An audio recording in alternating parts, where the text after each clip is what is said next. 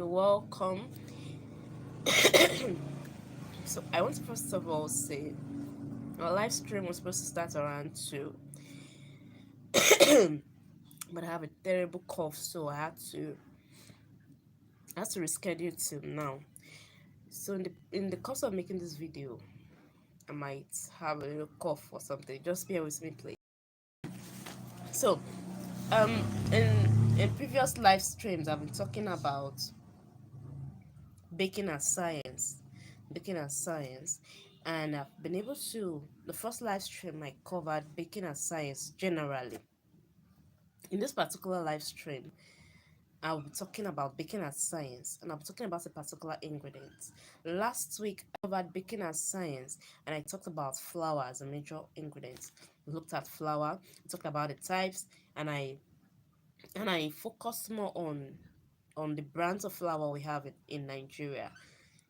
And I said, made mention that with the knowledge of what I shared, if you're not in Nigeria, you can still use that knowledge to to practice in your own in your own market. Excuse me. So in today's live stream, I'm talking about sugar, and I'm not going to be focusing on Nigeria market. It's going to be general knowledge. So um, I'm making references to some of the things I talked about in my previous live stream. So today, excuse me, like I said, sugar is like we all know, sugar adds sweetness to your baked treat. Makes your baked treat or your treat generally sweet, but that's not the only work sugar does. Sugar has a number of functions in when it comes to treats, either it's shops or it's cakes, appetizers, whatever you call it. It plays different role. So I'm just going to cover some of these major roles, and I'm going to end the live stream by talking about the types of sugar we have. Now, like I usually say, I'm a fan of sticking to your recipe to the end. Stick to your recipe. If you're not the recipe creator, stick to the recipe.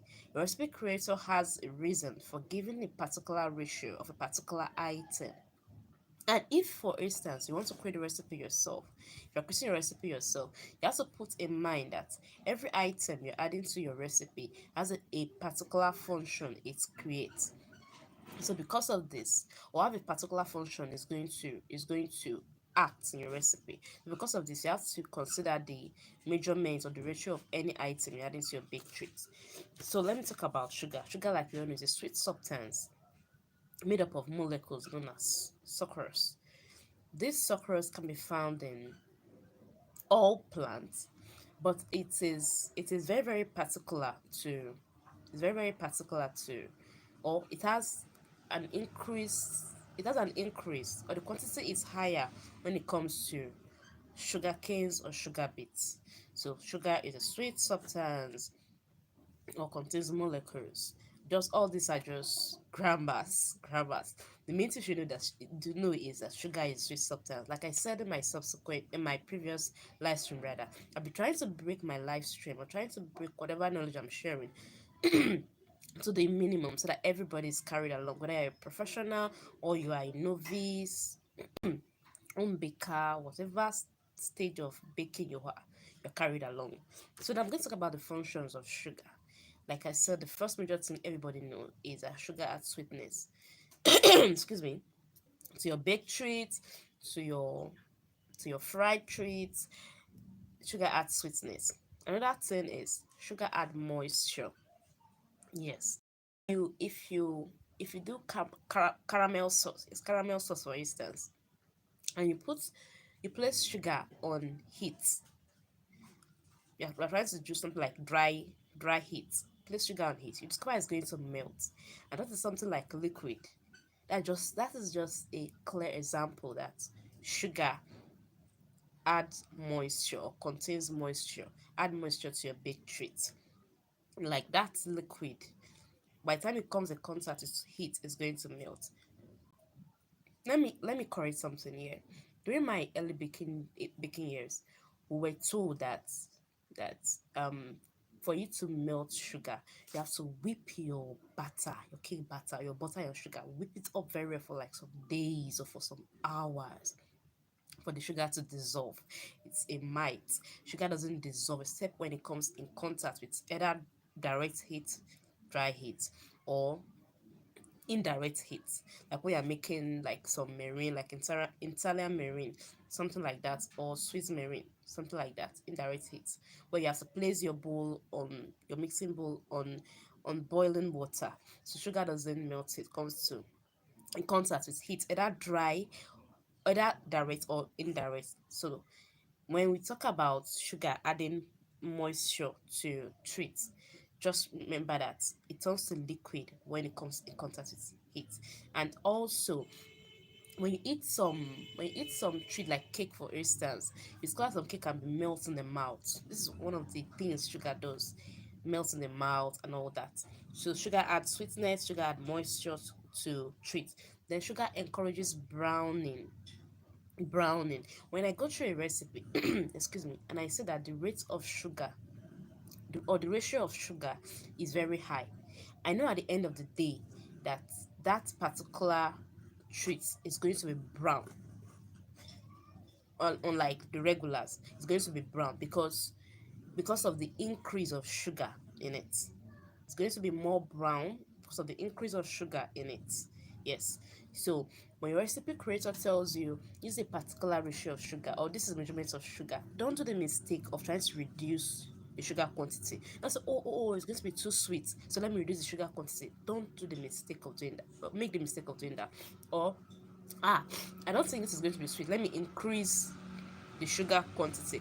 Please don't do that. Always remember to stick to your recipe. Remember to stick to your recipe. So like I said, sugar adds sweetness, sugar add moisture, sugar encourages browning, and also sugar helps in reducing gluten development.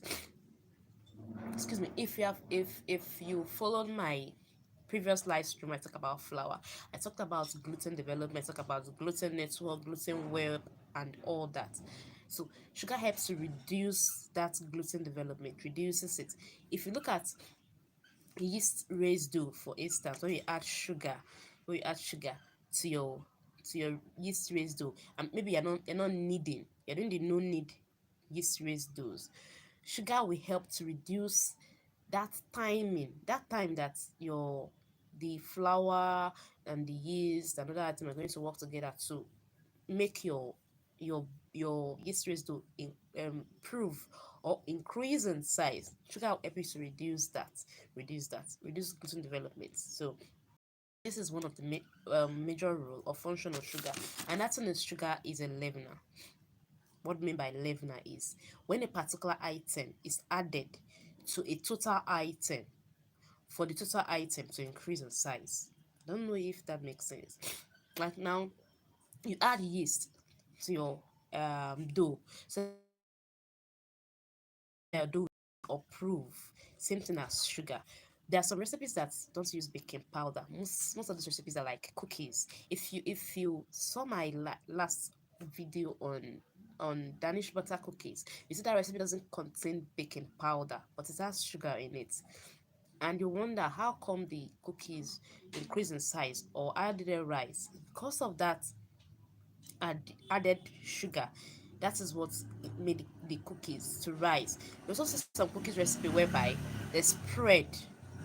We have cookie recipe that spread. I don't like this particular recipes because it's a lot of work, especially when you make a cookie and use a cutter, and then when you put your cookie, your baking sheet into the oven with your cookies on it, and then your cookies now spread, and the shape you cut out becomes bad or disfigures. So that's the reason why I don't go for recipes that spread. Most times you won't know until you've tried out the recipe before that, oh, this recipe isn't good, it's spread and all that. So sugar acts as a leavener. Now it acts as a leavener in two ways. When it comes in contact with like butter, when you are creaming your butter with your sugar together, the sugar traps in air. I don't know if I'm making sense. That sugar traps in air, and this air makes your butter increase. Your butter increases in it increases in volume. Now, let me try to break this down. I'm trying to break down. You will hear sometimes in recipes, some people will say, whip your butter and sugar till it is fluffy, till it is creamy, till it is light, all that. This is just the work of sugar. By the time you're mixing your butter and your sugar together, it's going to increase in volume. There's going to be an increase in volume. Simple as that. Then also, if you're not creaming your butter and sugar, your sugar still increases. Yes, it still does. That is when it comes in contact with heat, whether dry heat or or whether direct heat rather or indirect heat. That's why when you put your cake into your oven or your cookies into your oven, it's going to rise even without the presence of baking powder. We have cake recipes that don't have baking powder and they still rise very well. So that's another major item of sugar, another major function rather of sugar. Then sugar provides structure for gas to expand. That air that is being trapped while mixing, by the time it gets into the oven, like I explained, it's going to release that air. It's going to make your baked treat to expand. So sugar acts as a leavener. That's the way. Then sugar acts as a stabilizer. If you have made meringue cookies before or meringue recipes, meringue frosting, you discover that sugar sugar stabilizes the eggs. Like you have to beat egg white and sugar together, and then to get to a stiff peak. And then when you turn your bowl, the contents of your bowl shouldn't fall out. That is sugar at work. You can only beat sugar with egg yolk to get to a how do I call it? Should I call it to a creamy stage? I think a creamy stage. But when we talk about stabilizing, that's to do with beating your egg white and your sugar together. Especially when you're creating like meringue cookies, meringue frostings, and the likes. That's the work of sugar. Stabilizes your baked treats. Now, I think I've covered some of the major functions of sugar. So I'll talk about the types of sugar we have generally. Generally, we have the major one, which is granulated white sugar. If you've been following my recipes, you see I talk more. I usually talk about granulated white sugar. Granulated white sugar is just the normal, regular sugar you see in your market. When you go to the baking store, when you go to the mall, when you go to the market, the meeting of the sellers want to buy sugar, and they give you this regular sugar. That's just what is meant by granulated white sugar. Then we have this particular sugar have larger grains. If you look at it, those grains they're larger. That's one of the characteristics. That's how you know that this is a granulated white sugar. Then the color is white, obviously white sugar.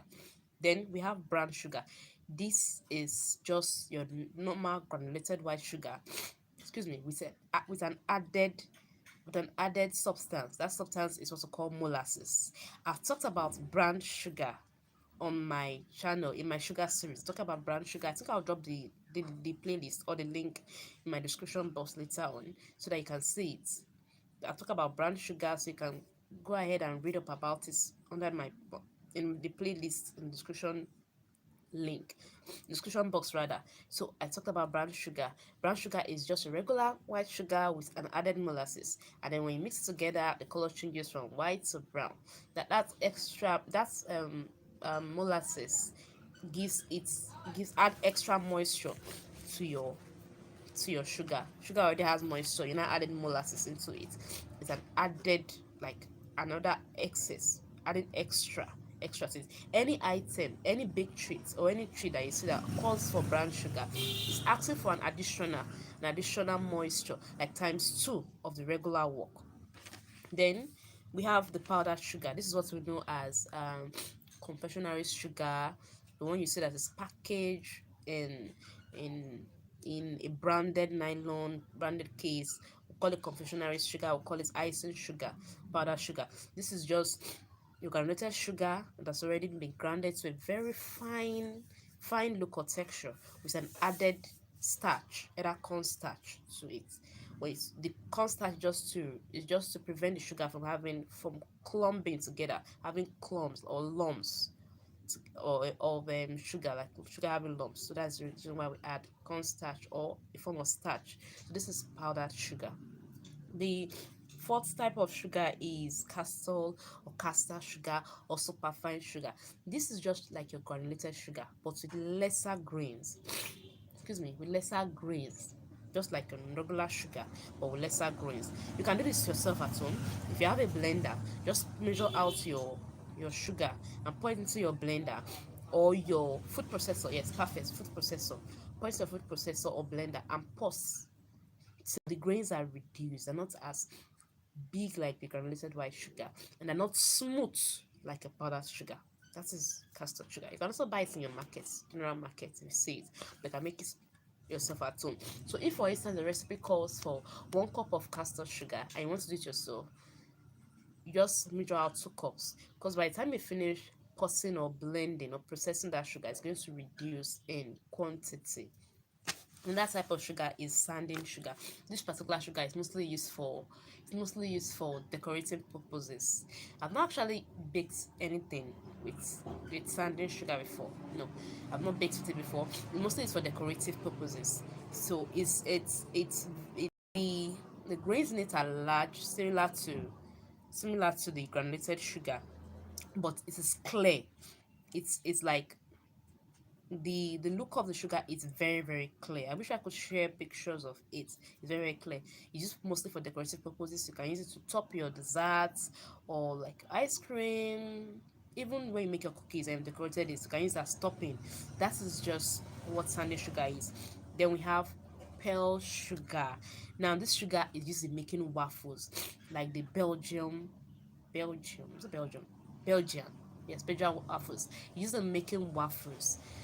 It's also used for decorative purposes. It's like putting sugar chunks together, like as if you want to make some particular cookies where you have to mold the cookie dough together. That's just how that sugar is made.